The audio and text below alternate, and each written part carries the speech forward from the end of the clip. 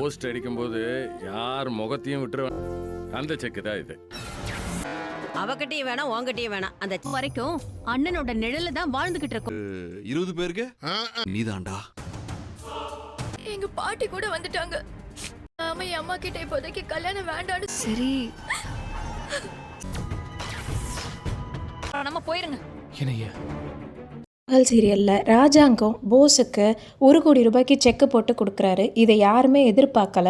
பாதி பேர் ஷாக் ஆகுறாங்க. ஃபேமிலியில் பாதி பேர் எதுக்கு இது தேவையா அப்படின்லாம் சொல்லி சத்தம் போடுறாங்க.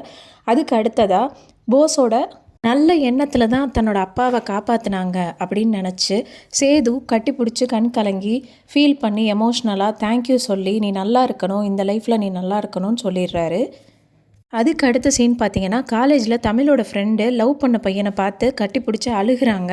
நான் உன்னை ரொம்ப மிஸ் பண்ணுறேன், வீட்டில் என்னை ரொம்ப கொடுமைப்படுத்துகிறாங்க, ஓடி போயிடலான் இருக்கேன் அப்படின்னு சொல்கிறாங்க. அதுக்கு தமிழ் அதெல்லாம் தப்பு அப்படின்னு சொல்லி புரிய வச்சு அனுப்பி விட்றாங்க. அப்புறம் பார்த்திங்கன்னா போஸு மலரை போய் பார்க்குறாப்புல. மலரை பார்த்து நான் என்னோடய பழைய பொண்டாட்டி தானே, ஸோ எனக்கு எல்லா உரிமையும் இருக்குது, எனக்கு உன்னை பார்க்க ஆசையாக இருக்குன்னு தப்பாக நடந்துக்கிறதுக்காக அவங்கக்கிட்ட அப்படி பிஹேவ் பண்ணுறாரு. உடனே மலர் கோவப்பட்டு கத்துறாங்க. இன்றைக்கி எபிசோடோட இதோட முடிச்சிருக்காங்க.